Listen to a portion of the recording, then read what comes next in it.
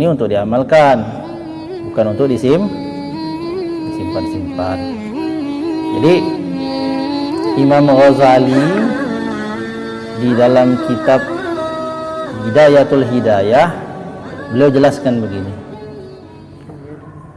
sesuatu itu dianggap bermanfaat, dalam hal ini adalah ilmu, ketika ilmu itu sudah diamalkan. Jadi ilmu itu berguna, kata beliau, kalau diamalkan. Beliau memberikan sebuah ibarat. Coba kita bayangkan, seandainya ada seorang laki-laki yang gagah, seorang laki-laki yang gagah, yang memiliki 10 jenis senjata yang bagus. Jadi dia punya pedang, seorang laki-laki yang gagah, yang mahir, pandai memainkan pedang, dan memiliki 10 pedang. Lalu tiba-tiba dia ke hutan. Kemudian tiba-tiba datang seekor serigala yang sangat ganas menyerang orang tersebut. Nah, orang tersebut, apakah cukup dia selamat dari serigala itu hanya dengan memiliki pedang 10 yang bagus-bagus, hanya dengan memiliki kemampuan dalam memainkan pedang itu? Apakah cukup orang tersebut bisa selamat dari serigala tanpa dia pakai pedang ini? Dia gandelin aja di pinggangnya, dipanggang 1, 2, 3, 4, 5. Dia ini orangnya mahir. Datang serigala, diam aja. Kira-kira apa jadinya orang ini? Dimakan kan, nggak selamat kan? Begitu jugalah kata Imam Al-Ghazali, ilmu itu nggak cukup ada di dalam kepala ibu-ibu, di dalam dada, itu semua dikuasai tanpa dipakai, ya, maka tidak selamat kalau tidak dipakai. Kira-kira gitu gambarannya. Paham nggak? Benar paham ya? Paham dong. Itu cerita ya, tulisan Imam Al-Ghazali di dalam kitab Hidayatul Hidayah. Kira-kira begitu perumpamaannya dan masuk akal kan? Nggak cukup gitu nih, udah punya pedang itu ilmu ibu itu. Kemudian sudah mahir menggunakan pedang, artinya ibu sudah paham ilmunya. Tapi orang yang punya pedang 10 tadi itu mahir memainkan pedang ke hutan, begitu datang musuhnya diserang serigala, diam aja. Nggak apa-apa, nggak usah, diam aja, saya kan udah punya pedang, udah punya kemampuan. Tapi dia nggak pakai pedangnya itu, maka kira-kira bisa menyelamatkan nggak? Nggak bisa. Begitu juga ilmu ini nggak bisa menyelamatkan kita dunia dan akhirat kalau tidak kita amalkan. Nah, mengamalkan ilmu itu kita pakai ilmu yang sudah ibu-ibu kuasai itu, dipakai dari toharoh, ya. Bagaimana toharoh itu? Apa air yang boleh dipakai? Ibu kan udah tahu.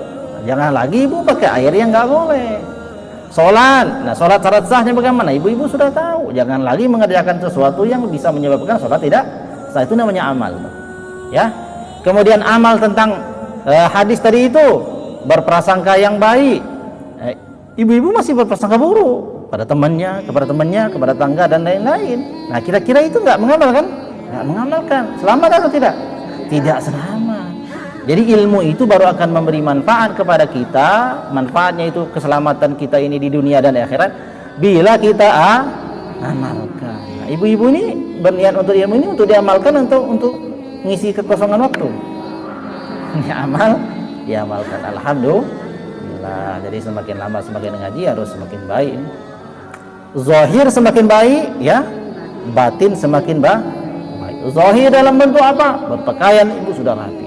Udah nggak ada lagi ibu-ibu yang jalan-jalan ketemu saya di lapangan. Kalau ketemu aja, mudah-mudahan jangan. Ya, enggak lah ya, insyaallah enggak.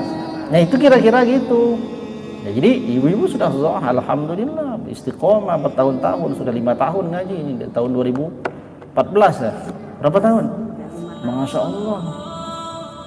Orang belajar ngaji bisa bertahan 5 tahun itu bukan perkara yang mudah. Artinya memang kita sudah punya keinginan dan niat usaha untuk belajar sungguh-sungguh. Alangkah sayangnya itu kalau nggak diamalkan. Jangan sampai tidak istiqomah, tiba-tiba jatuh di tengah jalan gitu ya. Nah, jangan sampai. Jadi itu ya, zahir sudah bagus, zahirnya itu pakaian sudah rapi, kemana-mana sudah menutup aurat. Masya Allah, ini sudah ciri-ciri ahli surga. Amin ya rabbal alamin. Nah, ini zahirnya. Tapi zahir ini nggak ada apa-apanya kalau kita batinnya rusak. Bagaimana batin rusak tadi itu? Kita berpakaiannya rapi, tapi setiap lihat orang pakainya belum rapi, kita mencaci dan merasa diri lebih baik. Ini rusak namanya hatinya. Ya. Jadi zahirnya benerin, batin dibetulkan. Zahir itu pakaian harus rapi semua. Zahir itu sholat. Sholat itu zahir kelihatannya, rukuknya benar, rukuknya tidak rukuk kepalanya kok gini ya. Harus lurus. Begitu juga sujud dibetulkan bagaimana sesempurna mungkin. Tapi di samping itu hatinya juga dituntun. Takut dia, jangan sampai sholat saya nggak diterima, jangan sampai sedekah saya tidak diterima, jangan sampai doa saya tertolak, jangan sampai yang saya makan ini adalah hal yang haram. Nah, semua perasaan-perasaan yang seperti itu sudah menjadi ciri kalau kita sudah semakin baik. Tadinya suka bermusuhan, setelah ngaji nggak bermusuhan lagi. Orang ngaji tapi musuhan, ya. Perkara yang tidak boleh terjadi. Nah, sesama muslim. Jadi semakin hari semakin baik, zahir semakin baik, batin semakin baik. Kalau itu kita bisa laksanakan ibu-ibu sekalian, masya Allah, itulah yang akan menempatkan kita pada derajat yang tinggi, derajat orang berilmu. Bayangkan selama sudah 5 tahun lebih belajar, itu bukan perkara yang mudah itu, dan bukan perkara yang kecil itu, perkara yang begitu besar itu. Para malaikat itu menaungkan sayapnya. Innal malaikata tad'a ajnihataha li talibil ilmi ridwan bima yatlub. Para malaikat itu mengepakkan sayap-sayapnya. Sayap-sayap malaikat itu menutupi timur dan barat, menaungi orang-orang yang menuntut ilmu dan dia ridho terhadap yang ia tuntut. Ridho itu maksudnya dia senang dengan menuntut ilmu agama itu dan dia berniat dan berusaha untuk mengamalkannya. Siap ibu-ibu mengamalkan ilmu ya? Alhamdulillah.